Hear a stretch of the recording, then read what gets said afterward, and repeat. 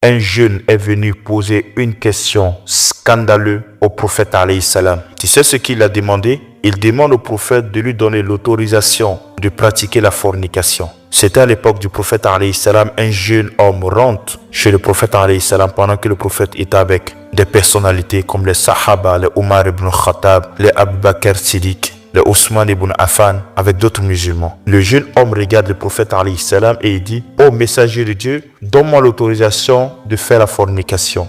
Allahu Akbar, scandaleux. Il demande au prophète: donne-moi l'autorisation de commettre un péché que Allah interdit. Dites-moi, qui peut poser ce genre de questions à un imam ici? Ce n'est même pas un prophète, un imam qui peut poser ce genre de questions dans la mosquée à un imam. Imam, donne-moi l'autorisation de pratiquer la fornication.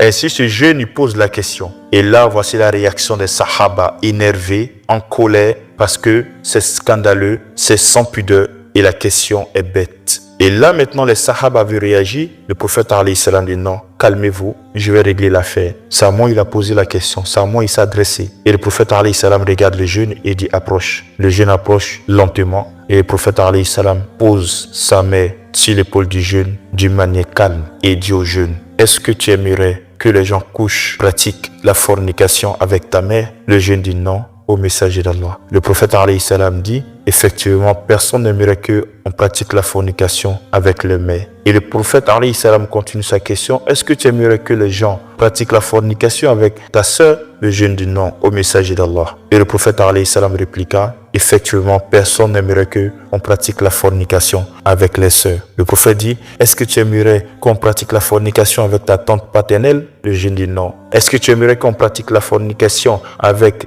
ta tante maternelle? Le jeune dit: non. Et le prophète alayhi salam regarda le ciel et fait l'invocation: ô Allah, pardonne à ce jeune, pardonne ses péchés, rends-le chaste et donne-lui la crainte. Allahu Akbar. Et les Sahaba ont témoigné, et depuis ce jour, ce jeune n'a jamais commis de fornication. Il est resté chaste jusqu'au mariage et était quelqu'un de pur. Fin de citation. Dans ce récit, qu'est-ce qu'on doit comprendre? La première, c'est que le prophète alayhi salam était quelqu'un de patient. Le prophète ne réagissait pas. Le prophète alayhi salam faisait des actions. C'est pas parce que tu es venu poser des questions bêtes et stupides au prophète alayhi salam que le prophète alayhi salam va rentrer dans ton jeu, il va se mettre en colère, il va te repousser. Non, le prophète était comme un pompier. Il soignait les gens. Il ne venait pas pour dire qui a allumé le feu, qui a été la cause. Non, le prophète, il éteint le feu d'abord. Il éteint le feu. Il n'est pas comme nos imams, nos prédicateurs qui accusent tout le temps, qui blasphèment, qui ridiculisent les gens à travers le péché des autres. Ainsi, le prophète alayhi salam enseignait les gens avec patience et endurance. Regarde ces genres de questions. Imagine on pose ça à notre imam le jour de Jumu'ah. Un homme rentre dans la mosquée et dit: oh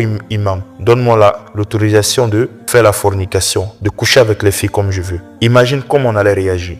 Imagine comment l'imam allait réagir. D'ailleurs même, il n'allait même pas finir sa phrase. On allait voir la réaction de certains musulmans de la mosquée, comme de la manière les compagnons aussi voulaient réagir à l'époque du prophète alayhi salam. Deuxième, ce qu'on doit retenir dans cette histoire, c'est qu'il y a des questions qu'on doit répondre avec choc. C'est-à-dire on doit bouleverser la personne. On doit faire quelque chose qui va déstabiliser un peu pour que la personne se réveille. Et regarde comment le prophète alayhi salam répond au jeu. Il dit: est-ce que tu aimerais qu'on couche avec ta mère? Forcément, cela va faire un choc dans sa tête. Mais le but justifie les moyens. Le prophète voulait réveiller sa conscience, réveiller le péché qu'il a fait endormir en lui. Question bête, réponse choquante pour te réveiller. Ainsi, dans ce récit, le prophète alayhi salam nous enseigne la patience envers les autres, d'être tolérant, d'être gentil, de ne pas répondre à la violence, de faire sortir les gens dans les trous, d'être comme des pompiers et non comme des policiers qui vont venir poser des questions matin, midi, soir. Qui a fait cela? Qui a fait ceci? Pourquoi tu as fait cela?